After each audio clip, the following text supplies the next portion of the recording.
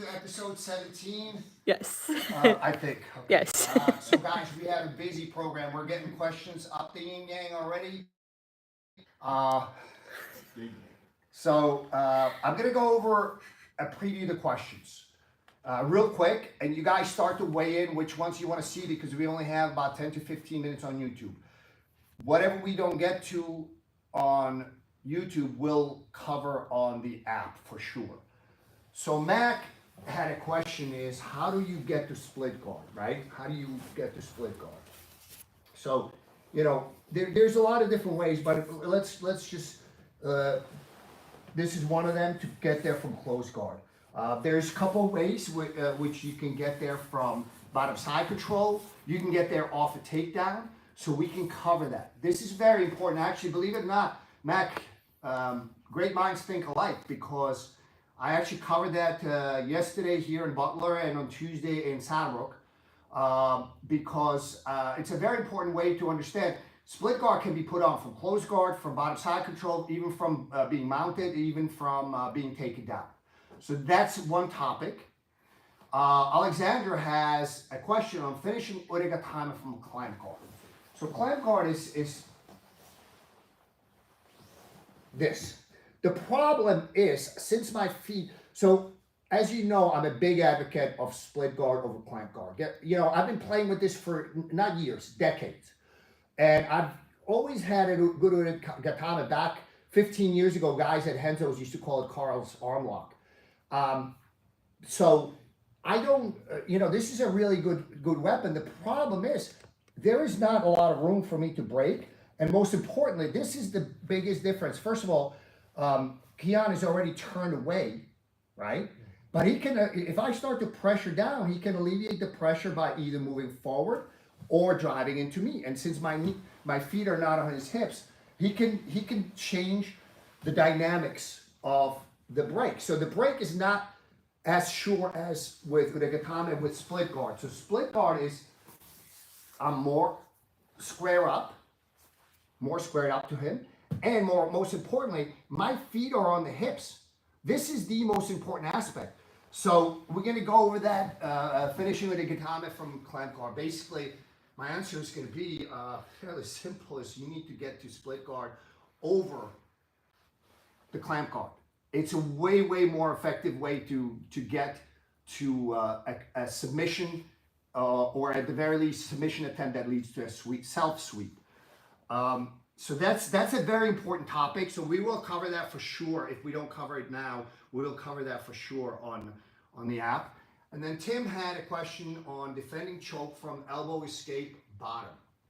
So usually when I'm elbow escaping from the bottom, and I'm worried about, especially with the gi, but even no-gi, basically once you have to commit to it. So you can see I'm turned to the side. So the only option that Kian has is to start to attack my back. So I'll either try to weave that leg in to hook, but sometimes even if I don't, don't fall. Let's make it real. Go back up, please. It's like Dave Chappelle. So as I'm escaping, right, he starts to move towards my back. That leg has to come up. All I need to do is off balance and start to, and look what I have here, guys. You can, all roads lead to split guard. MJ, I don't know if you tuned in. Aaliyah wants to make a t-shirt or a rash guard with this, all roads lead to split guard. So usually the choke is not quite there. He has very good chokes from top. But once I commit to this, it's going to be very hard for him to actually finish the second hand. So you need to move. Fourth topic, guys, I know we have a lot of topics.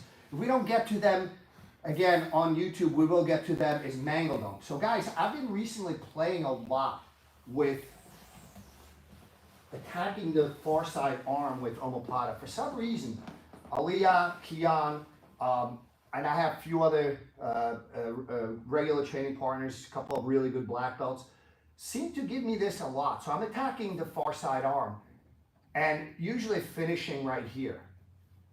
But if they bend their arm, I actually hold on to the wrist, and the way you torque the shoulder forces their roll to be extremely tight, where they completely avoid your torso. So I can stay sitting up.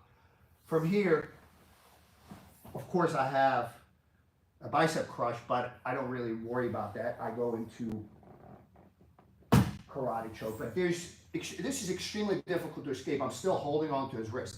So this is Mangledome. So I've been, I used to do that a lot too when some of my best black belts were purple belts. And I remember I used to catch them in Mangledome all the time, and then they would do anything to avoid the Mangledome. So that's kind of questions that came in. Aliyah, there's a couple other questions that came in. Yes, one, we have a bunch of good mornings. Bob Adams, MJ, good morning. Ela, John, Germany is watching. What's up, John? Hope to see you soon. Feel better. G Master 377. Hi Fox, how can I pass the guard when the opponent has a strong 2-on-1 control while seated? Thanks for the opportunity to ask questions and for the great content. Thank you, guys. He has strong 2-on-1. So again, first of all, guys, when the guy gets superior grips, one of the first things you need to do is lower your level, because if you don't lower your level, you're going to be launched very quickly. Now, he has 4 grips, I have none. So one of the most important things is, as soon as I'm in this position, so it's going to be almost impossible for me to strip the grips in time to not be severely off balance. So I need to figure out which is the critical grip and which I can deal with very quickly. It's his right leg. That is the critical grip. If I clear this suddenly, so now his 2-on-1 grip is no longer relevant. It's no longer important. I basically made his grip irrelevant.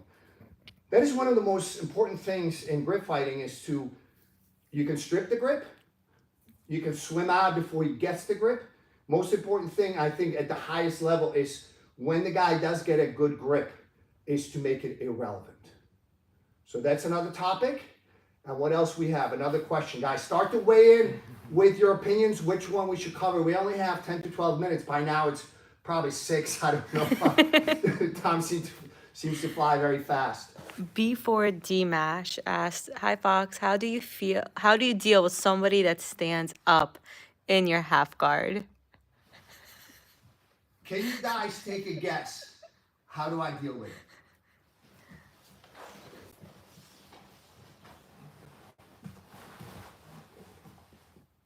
What did I tell you guys? All roads lead to split guard. That's how I deal with it. All roads lead to split guard. So guys, we have 6 topics. I kind of covered the last 2. Usually, I'm not being flip about it. We actually talked about it because I had to write some of the questions down because there's too many questions for me to keep track.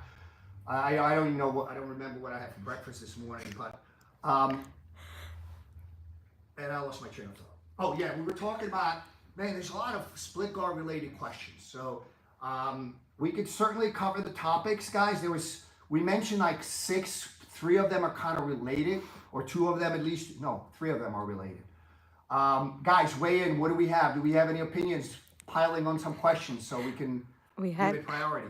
Enrique asked, can you do the Mangledome 10 more times, please? And I did. That's what I asked him. What did Keon do to you? He said nothing. It just feels good to be on the other side of the screen. It feels good to be on the other side. Oh, man. But I think split guard is going to be the route we're going. Yeah. Maybe next time.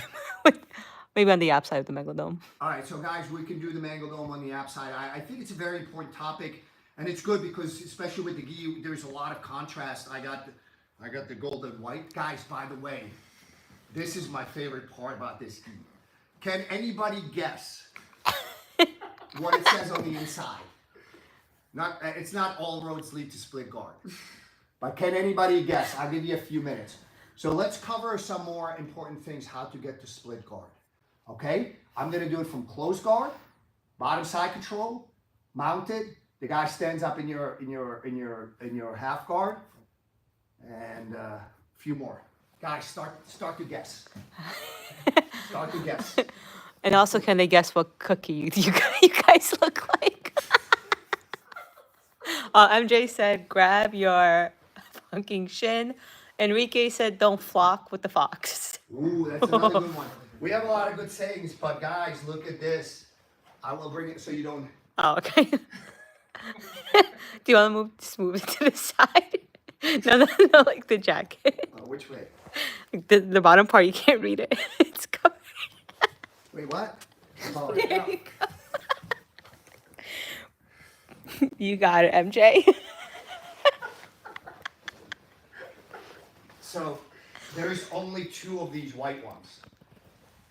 Initially, I thought it was yellow and white, but I realized it's gold and white. The blue ones? They look pretty good. Yeah. Yeah. Thank you, Kemal Verhoeven, for the design. Anyways, yeah, close guard, guys. We've covered this. So, I'm gonna only do it once. Hips up, slide my hips in, get his hands off me. My hips are still off the ground, slide enough to get 1 foot on the ground, on his hip, and now I'm a split guard. Or, it doesn't matter. Always, if I'm going Urigatame type split guard, both feet on the hips. But again, one of the things, guys, is people fail to get the foot on the hip because they focus on the arm, start pulling, and now I cannot get it on the hip. So as soon as I sort of get the good bite, my foot goes on the hip immediately. Because once I get the far side, I can always get the closer side. So we did close guard. Let's look bottom side control. Bump up, right shin goes in, split guard. Being mounted. Elbow escape. I start to lift. He shifts his hip. Split guard. He's standing over me, or no, he's in my half guard. Besides, it's kind of dangerous place for him too. So he stands up. Split guard. Did I say any other possibilities? Yeah, that's the last one. So guys, all roads lead. This is going to be the title, I think. All roads lead to split guard. I want to address the issue of also clamp guard versus split guard. Clamp guard is basically defined the difference between clamp guard and I used to be a more fan of clamp guard just because I didn't evolve my game to the point where it is today. Clamp guard is, first of all, no feet on the hips. You're kind of clamping down on the upper torso, and you turn a lot more towards your opponent, which, first of all, it limits your control over them and limits the potential submissions you can hit them with. That's why I'm a big fan of split guard. I believe it's significantly superior. But guys, again, as I told you last time, I am a big fan of empirical evidence. What does that mean? It means that observations. Now, Jiu-Jitsu is very easily observed. If you're successful against high-level guys with a move on a consistent basis, it's a good technique. So play around with things, and again, I'm assuming that Alexander has a hard time finishing with a gatame from clamp guard because I believe in its nature it's inferior to split guard. And we're out of time? Yeah. Unbelievable. Just a reminder about the Sicily camp. Oh, yeah, There's yeah, still yeah. time. Guys, we need to know, so groundchalk.com has been nice enough to provide us with rash guards for the Sicily camp attendees. It's July 3rd to 7th. You fly to Catania, but we don't do the camp in Catania, guys. We do the camp in Giardini Naxos next to Taormina. It's a beautiful area. So Taormina is in the hills. That's where the Greek theater is. We are in the valley where the beaches are. All right, guys. It's one of my favorite camps. If you want to join us, we need to get you to commit to it by May 31st because, first of all, we have to order the appropriate size buses for the tours because we have a couple of tours, and also to make sure that we can get the rash guards in time for all the attendees. So if you have any questions, guys, reach out to Aliyah at silverfoxbjj.com. And guys, if you like this content, please share, like, and so forth. But most importantly, subscribe to the app because that has probably whatever we cover, we go into significant more detail. All right. We'll see you guys on the outside.